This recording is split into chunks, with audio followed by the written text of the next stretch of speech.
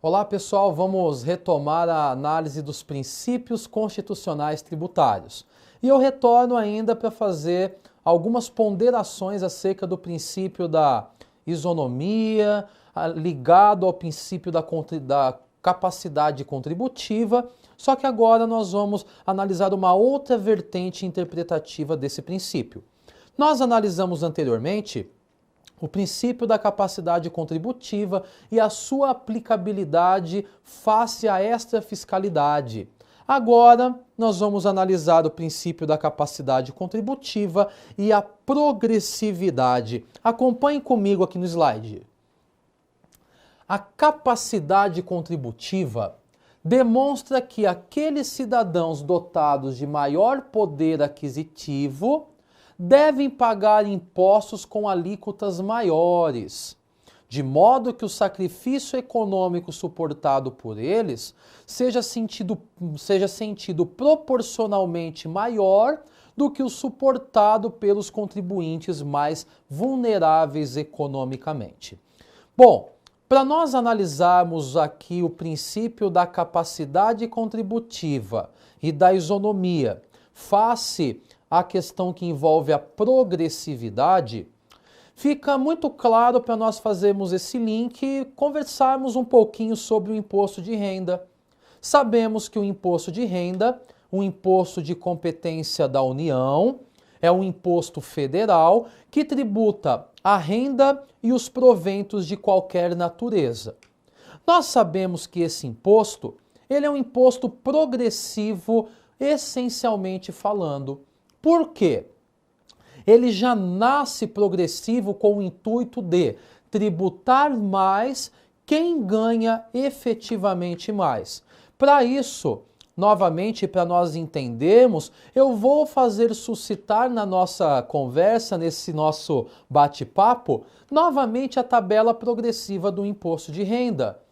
Ou seja, temos uma tabela que sai de uma faixa de isenção e caminha até uma alíquota de 27,5%. Qual é a leitura que temos ao que tiraremos dessa tabela após analisá-la? Que efetivamente ganham mais, ou melhor, pagam mais, aqueles que ganham efetivamente mais.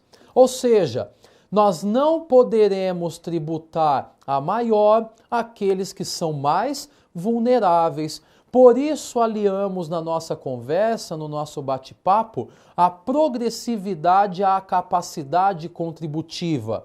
Os impostos progressivos, como o imposto de renda, visam tributar mais aqueles que efetivamente possuem maior capacidade de contribuir.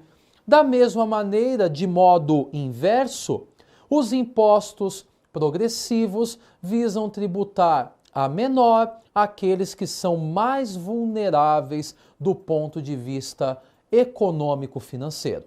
Ou seja, essa é uma ligação muito clara que nós temos entre capacidade contributiva e progressividade. Vamos seguir à frente e analisar um próximo slide. O próximo slide nos diz o seguinte, que a progressividade traz diferentes alíquotas, cujo aumento se dá em razão da base de cálculo. E ainda fica claro que essa progressividade pode ser fiscal e extrafiscal.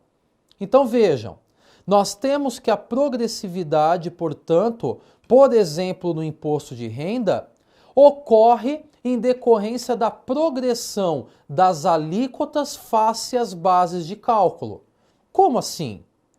Quando nós falamos em imposto de renda de pessoa física, que aplicamos a tabela progressiva, nós perceberemos que quanto mais aumentam as bases de cálculo, mais aumentam também as alíquotas.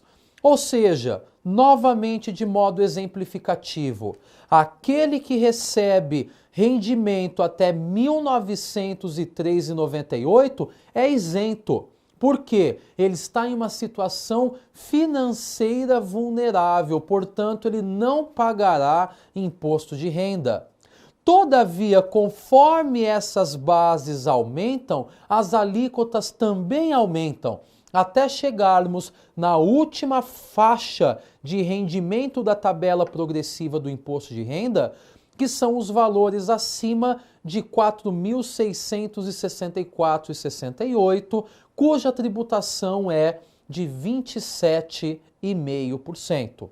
Ou seja, nós temos uma progressividade ligada, portanto, à figura da capacidade contributiva. Mas esse próprio slide nos diz que a questão que envolve a progressividade pode ser uma progressividade fiscal e uma progressividade extrafiscal. Vamos caminhando na nossa conversa. Eu divido no nosso slide a progressividade em progressividade fiscal e progressividade extrafiscal. O que o nosso slide versa sobre progressividade fiscal e extrafiscal? A progressividade fiscal é meramente arrecadatória, permitindo onerar mais a riqueza tributável maior. Já a progressividade extrafiscal se refere à modulação de condutas no bojo do interesse regulatório. Aqui eu apresento 3 exemplos de impostos progressivos que estão na Constituição Federal. Nós temos o imposto de renda, nós temos o IPTU e nós temos o ITR. Bom, nós temos, na realidade, essencialmente o imposto de renda como sendo um imposto progressivo fiscal. Porque o objetivo do imposto de renda é tributar a maior aquele que recebe mais, aquele que tem mais renda, aquele que tem mais rendimentos. Só que o imposto de renda por si só, ele tem uma característica de progressivo fiscal, porque o imposto de renda visa meramente, somente a arrecadação aos cofres públicos. No entanto, esse mesmo slide que eu trago a vocês para análise nos diz que nós temos mais 2 tributos, ou melhor, 2 impostos, que são impostos importantes, um de competência federal, o outro de competência municipal, que também tem o cunho de progressividade, que é o que nós chamamos de IPTU, e nós temos também, além do IPTU, um outro tributo progressivo, que é o ITR. Bom, vamos começar a fazer as análises distintas com relação a cada um deles. O imposto de renda já vimos, imposto que incide sobre renda e proventos de qualquer natureza, imposto meramente fiscal que progride nos termos dos rendimentos daqueles que são os contribuintes. Quanto mais eu ganho, mais eu pago, se trata de uma progressividade fiscal. De outro lado, nós temos o IPTU e o ITR. O ITR se trata de um imposto federal que visa tributar a propriedade territorial rural. De outro lado, nós temos o IPTU que visa tributar um imposto sobre a propriedade territorial urbana. Bom, seja o IPTU, seja o ITR, os dois tributam uma riqueza específica, que é a propriedade. Um tributa a propriedade urbana e o outro tributa a propriedade rural. É importante nós termos em mente que seja o IPTU, seja o ITR, eles possuem também uma progressividade fiscal, em decorrência das peculiaridades de aplicação, ou seja, eles progridem também com o objetivo de arrecadar. Mas ambos possuem também uma progressividade fiscal, extrafiscal. Por quê? Lembrem-se que tanto o IPTU como o ITR, eles são tributos que visam tributar a propriedade urbana ou rural, e nós temos que ter em mente, como já analisado anteriormente em outra oportunidade no nosso bate-papo, que a propriedade é um direito fundamental do cidadão. Todavia, nós vimos que a propriedade estampada na Constituição Federal, ou o direito de propriedade estampado na Constituição Federal, não é absoluto. Por quê? Sabemos que, seja propriedade rural ou urbana, deve seguir a sua função social. Como uma forma de trazer o cumprimento dessa função social, começa a surgir a progressividade extrafiscal do IPTU e do ITR. Ou seja, é uma progressividade que visa coibir uma conduta. Qual é a coibição da conduta?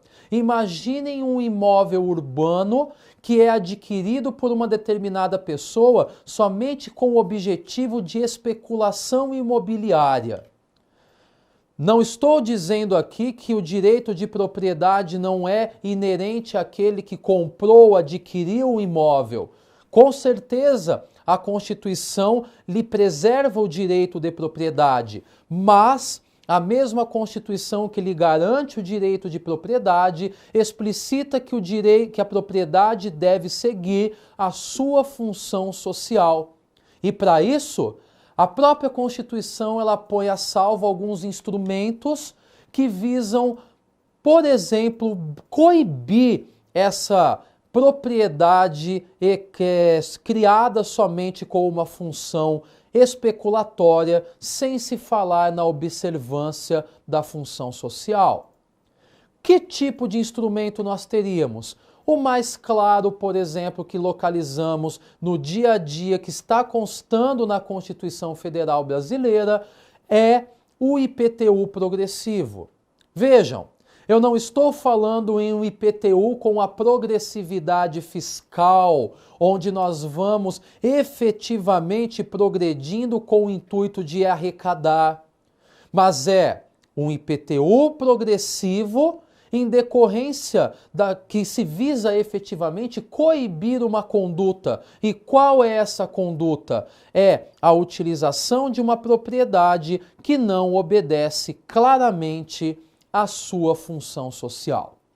Então, meus caros, nós temos um imposto progressivo que, no caso, vamos pegar aqui o exemplo do imposto de renda, ele é progressivo no aspecto fiscal, porque ele visa arrecadar, e arrecadar naquele formato em que se paga mais àquele que efetivamente ganha mais, ou seja, é um formato de progressividade ligada à capacidade contributiva, em que eu cobro mais daquele que ganha mais, mas temos também a progressividade extrafiscal, cujo objetivo não é arrecadar, mas o objetivo é efetivamente determinar, regular determinadas condutas e comportamentos. Então, desta maneira, analisamos aqui a progressividade versus a capacidade contributiva. Vamos seguindo à frente com a análise do nosso próximo slide. E o nosso próximo slide, ele inaugura o princípio da irretroatividade.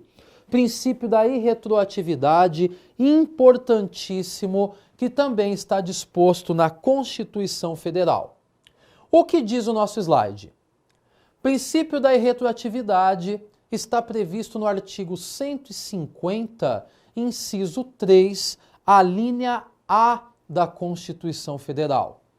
E este artigo 150, ele diz a nós que o princípio da irretroatividade explicita o seguinte: é vedado aos entes tributantes cobrar impostos em relação a fatos geradores ocorridos antes do início da vigência da lei que os houver instituído ou aumentado. Vejam que questão importante. Meus caros, começa a surgir na nossa conversa agora uma questão relevante que é a alocação da aplicabilidade da lei tributária em relação aos fatos geradores. Primeiro ponto, antes de falar sobre irretroatividade, eu quero que vocês entendam inicialmente o que é fato gerador. Por quê? Porque na realidade o princípio da irretroatividade está elencado ou ligado diretamente com a ocorrência do fato gerador. E o que é fato gerador? De uma maneira bastante simplista, sem analisar o Código Tributário conceitualmente, que é o que faremos um pouco mais à frente neste nosso bate-papo, fato gerador eu costumo dizer no dia a dia das minhas aulas, dos cursos, das palestras, é que fato gerador é o momento de nascimento do imposto. É o momento em que nós temos a vinda da tributação à tona. É o momento em que determinada riqueza passa a ser tributada. Ou seja, é o nascimento do imposto. Ou seja, vem o princípio da irretroatividade dizendo o seguinte, que não poderá uma lei tributária efetuar a cobrança de eventuais tributos em relação a fatos geradores anteriores à data, eventualmente a lei que os instituiu ou aumentou. Ou seja, eu não posso aplicar retroativamente a lei tributária a fatos geradores anteriores à instituição da própria lei. Vamos novamente analisar o que está escrito no slide. Vamos analisar comigo. Novamente o slide diz: é vedado aos entes tributantes cobrar impostos em relação a fatos geradores ocorridos antes do início da vigência da lei que os houver instituído ou aumentado. Eu tenho certeza, meus caros, que vocês já viram esse tipo de aplicabilidade em vários âmbitos, né? Se nós pegarmos, por exemplo, o Código Penal, é muito comum se falar, né, que a lei penal retroagirá para beneficiar o réu, não é? Vejam, nós temos uma regra de retroatividade. Mas, no entanto, nós temos uma regra lá também estipulada no Código Penal que somente teremos, eventualmente, um crime se tivermos uma lei que defina. Só que esta aplicabilidade legal terá uma retroatividade se for para beneficiar. Aqui, na esfera tributária, nós temos um imposto nascendo, só que somente poderemos ter aplicabilidade ao fato gerador que eventualmente ocorrer após a lei ter sido criada e não temos uma lei que é criada e que se aplica a fatos geradores anteriores. Ou seja, a regra tributária é termos a incidência da lei efetivamente só em relação aos fatos geradores posteriores à sua criação. É inadmissível nós termos a aplicabilidade de uma lei tributária a fatos geradores anteriores. Este é o princípio da irretroatividade, que está estampado no artigo 150 da Constituição Federal. Mas vamos dar sequência, que os nossos slides ainda continuam com o princípio da irretroatividade. E tal princípio ainda diz o seguinte: em decorrência do princípio da irretroatividade, a lei tributária somente pode ser aplicada a fatos geradores posteriores.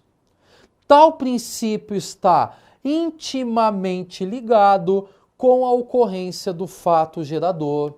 Ou seja, aqui nesse slide eu reitero o que nós mencionamos anteriormente.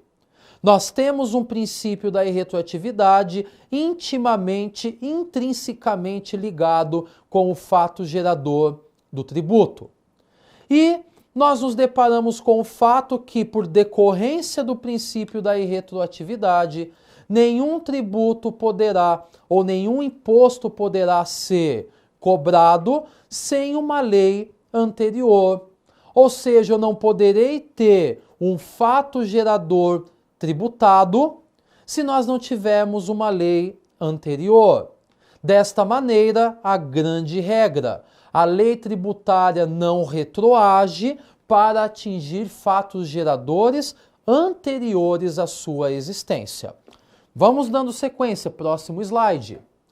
Aqui, pessoal, eu trago uma questão importante, que é uma citação de um tributarista de grande renome, que é o Roque Carrasa.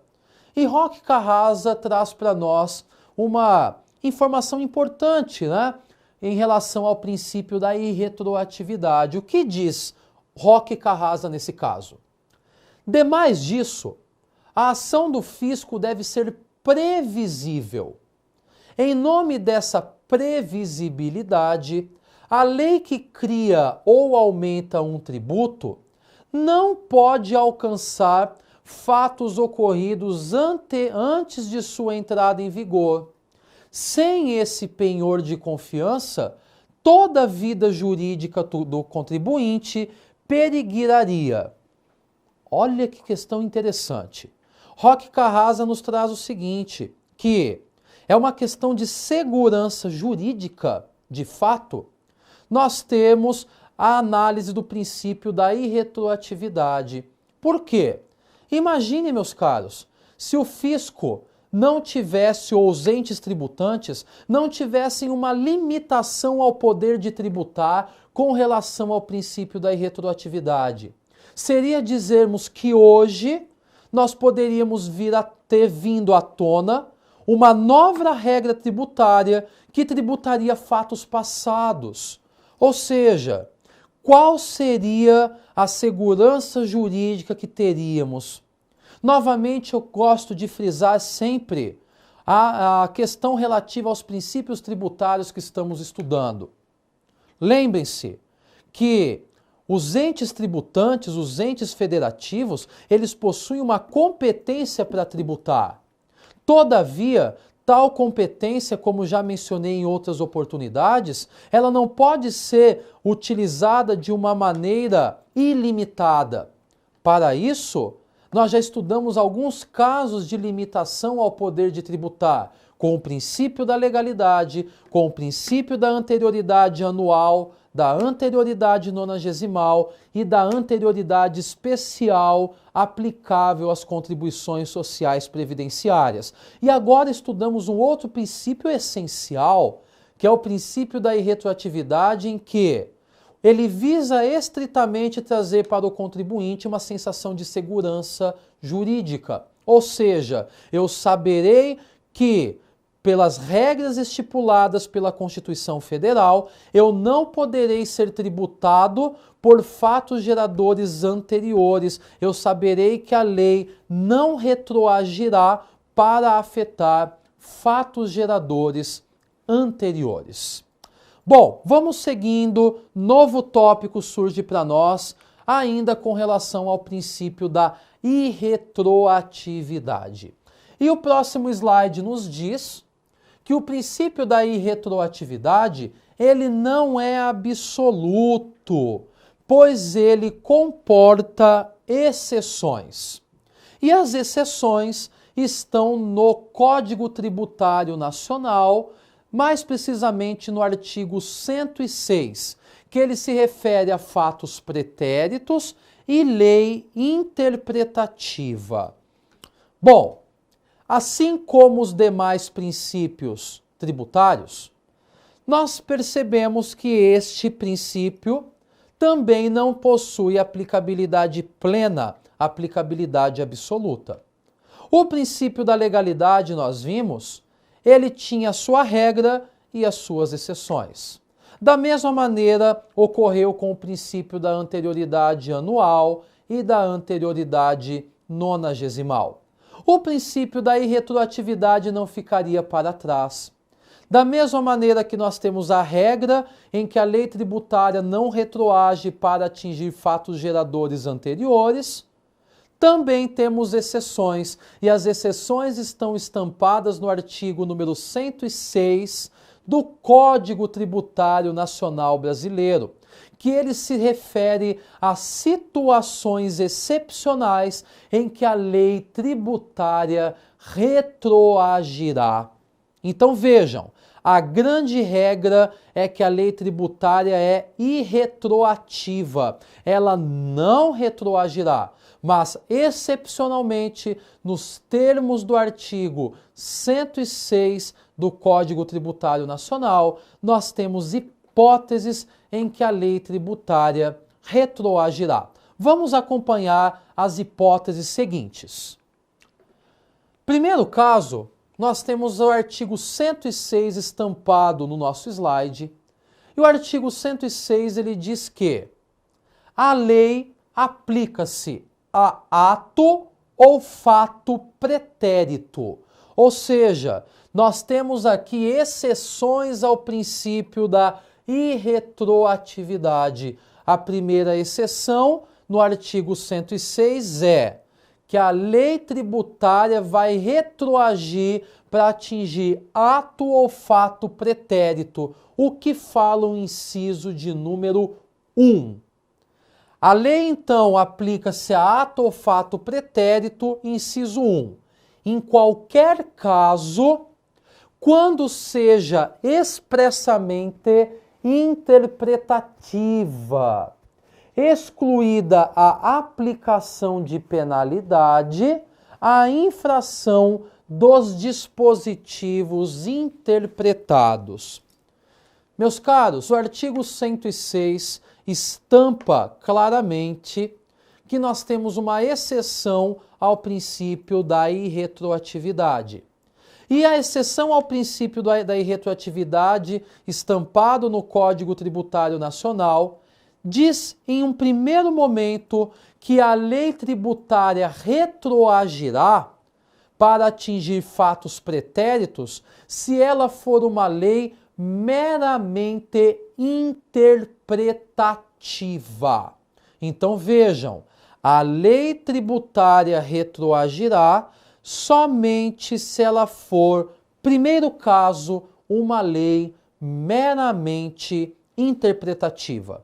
Então, a grande regra, lei tributária não retroage, salvo artigo 106, inciso 1, se a lei tributária for interpretativa.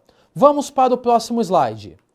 Próximo slide nos diz que temos um outro caso também considerado como exceção ao princípio da irretroatividade.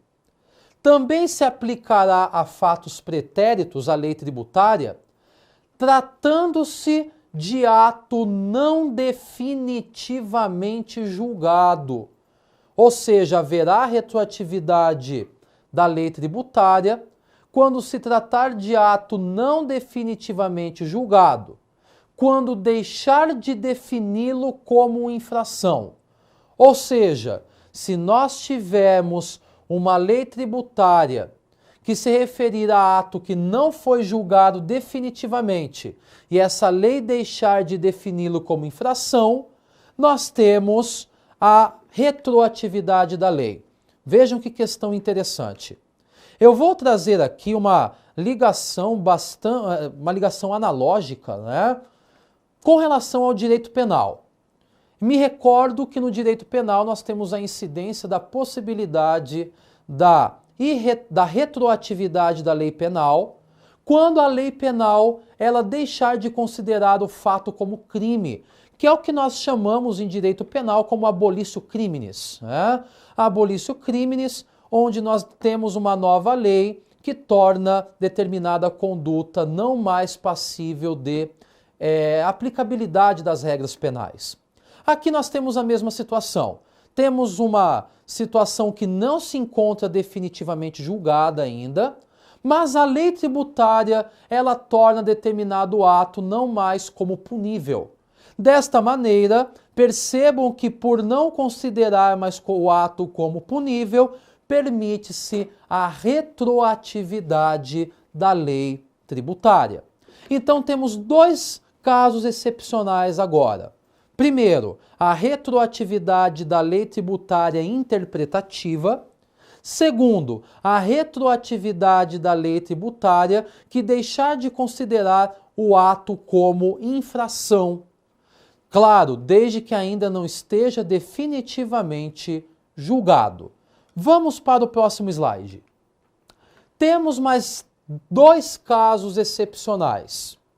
Também será retroativa ou considerar-se-á retroativa a lei tributária quando deixar de tratá-lo como contrário a qualquer exigência de ação ou omissão, desde que não tenha sido fraudulento e não tenha implicado em falta de pagamento de tributos. Letra C. Quando lhe comine penalidade menos severa que a prevista na lei vigente ao tempo da sua prática. Percebam que, nos 2 casos excepcionais que analisamos agora, a retroatividade ela é possível quando ela visa favorecer. Ao favorecer, eventualmente, ela torna possível a retroatividade da lei tributária. Então vamos analisar a grande regra. A grande regra é que a lei tributária não retroage para atingir fatos geradores anteriores. Mas, de acordo com os casos excepcionais estampados no artigo 106 da Constituição Federal, a lei tributária retroagirá quando nós nos depararmos com uma lei interpretativa ou quando nós tivermos uma lei que ela deixa de considerar determinado ato como infração ou tenha uma aplicabilidade mais favorável ou benéfica em relação à lei existente. Nesses casos, permite-se a retroatividade da lei tributária. Bom, meus caros, encerramos aqui a análise do princípio da irretroatividade neste bloco. Aguardo vocês no próximo bloco para mais direito tributário.